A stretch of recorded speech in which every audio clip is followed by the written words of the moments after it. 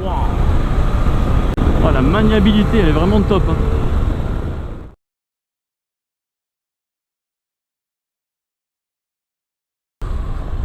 On dit merci BM. Salut tout le monde, j'ai l'immense plaisir de vous présenter la BMW F800R. Ce modèle se décline en blanc, en noir ou en rouge. Cette BMW, c'est un 800 cm3, 798 précisément, sur du bicylindre en ligne. Elle développe 90 chevaux avec un couple de 8,8 m/kg à 5800 tours minute. Au niveau du châssis, on a une fourche inversée d'un diamètre de 43 mm et un débattement de 125 mm. Petite remarque, d'origine, il y a un amortisseur de direction.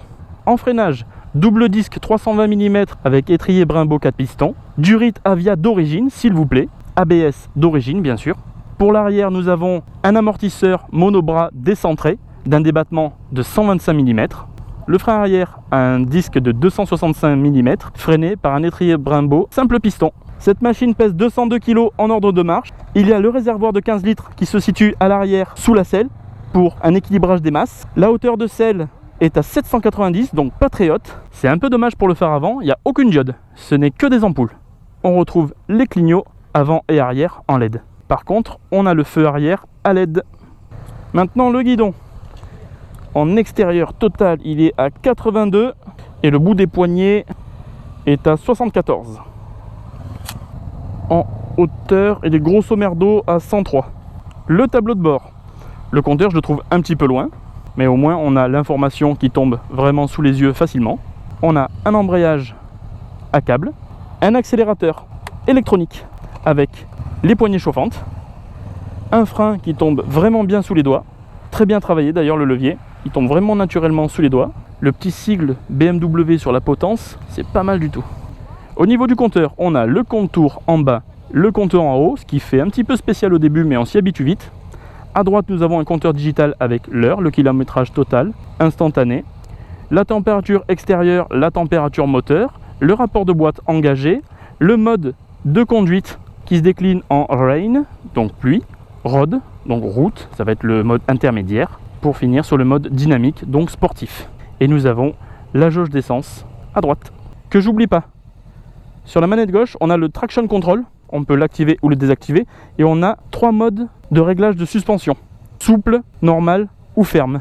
Mes premières impressions sans démarrer le moteur, le guidon tombe bien sous la main, il n'est pas trop bas, pas trop haut, mon buste est légèrement incliné sur l'avant, donc on n'a vraiment pas une position droite, hein. Voilà, si je me mets en position droite style GS, mes mains vont se retrouver là, et là il va falloir que je m'incline un petit peu pour aller chercher le guidon.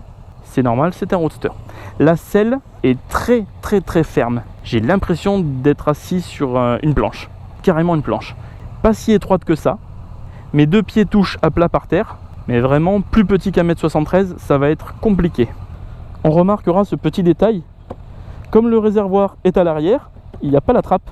Ça fait un peu spécial, avec un gros effet plastique. Je vous fais un petit tour de la bête, et après ce sera le test sur route.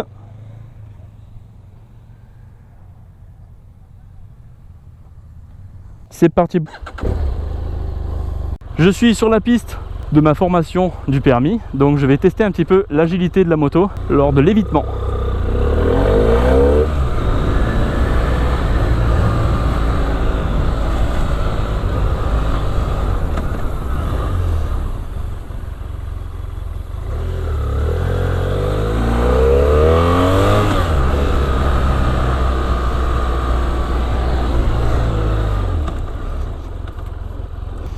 J'ai bon ou j'ai pas bon?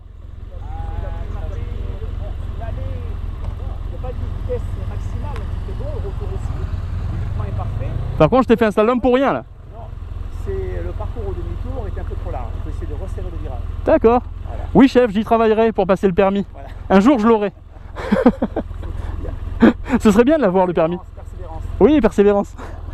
Allez, ciao ciao filles, à la prochaine. Je les laisse tranquilles. Alors, la sonorité. Eh bien, c'est pas une super sonorité. Comme je disais tout à l'heure, le compteur est un petit peu loin, mais il tombe vraiment facilement sous le regard. Ça, c'est vraiment bien. La position de conduite est très agréable, un poil sur l'avant, mais très agréable. Ce qui me choque, moi qui ai l'habitude des machines avec accélérateur à câble, c'est que là vraiment j'ai un accélérateur très souple, trop souple. J'ai aucune résistance dans la poignée. La gestion des gaz est très sensible.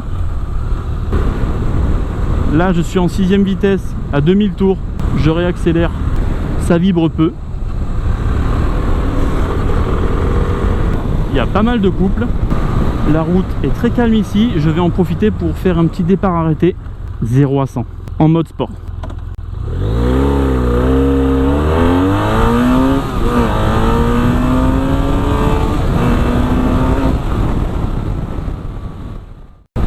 L'accélération est très franche tout en étant très douce.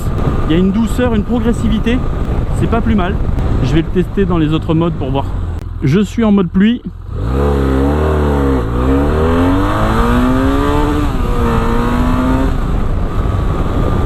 Là je mets poignée dans l'angle. Elle n'a pas du tout la même reprise. Elle est beaucoup plus douce. Elle dévoile la moitié moins de caractère. C'est le mode pluie, c'est pour éviter de se faire surprendre quand le goudron est mouillé ou quand on a envie de rouler tranquille. Elle est très souple. Elle ne rechigne pas du tout à pencher. Elle se jette même toute seule dans les virages, hein, honnêtement.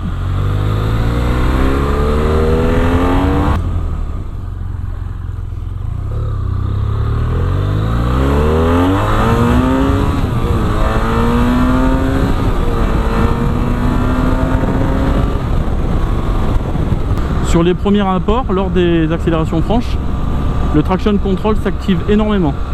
Le fait qu'il s'active va limiter un peu la puissance, mais d'un autre côté, tant mieux parce que ça nous évite de perdre le contrôle de la moto, éventuellement.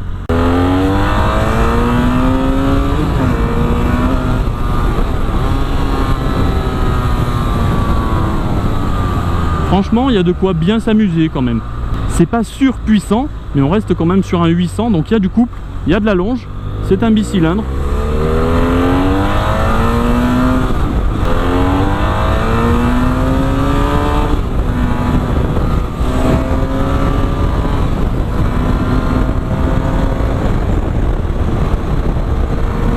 L'aiguille du contour va chercher la zone rouge sans problème à chaque rapport.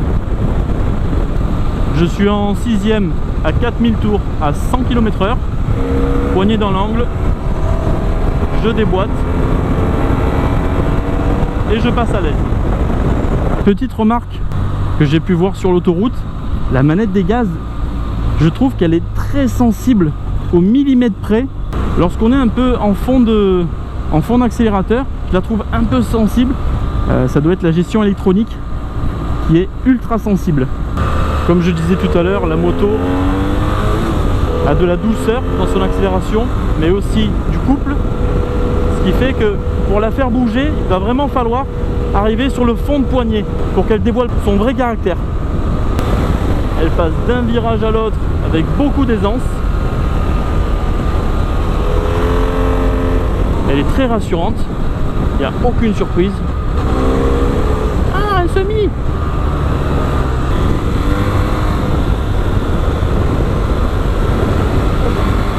Voilà, la maniabilité est super bien. Le train avant est très efficace. Je suis sur le plat à 70, je vais voir combien de temps elle met pour arriver à 0. Attention, je plante le frein avant.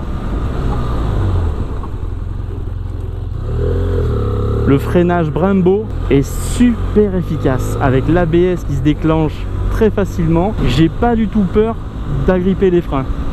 Ça fait 1h30 que j'ai le cul sur la selle et même si elle est ferme, elle ne me pose aucun problème. Ça va dépendre de chacun. Au niveau consommation, j'étais à 4,7 litres au 100 quand je suis parti du concessionnaire. J'ai roulé mixte, donc doucement et avec beaucoup d'accélération. Et pourtant là je suis à 4,8 litres au 100. Donc la fiche technique ne ment pas. On a vraiment une consommation faible par rapport à la cylindrée. Alors j'ai parlé tout à l'heure des suspensions réglables. Là je suis en suspension confort. Je vais voir ce que ça donne. Il y a des tout petits dodanes rouges. Je l'ai passé à 60 km/h. Il y a de la fermeté. Il y a un peu de confort, mais surtout de la fermeté. Maintenant je passe en mode normal. Même vitesse, 60. Je vois une légère différence, mais c'est pas super flagrant. Mais il y a une légère différence quand même. Angle de braquage. Et ça passe.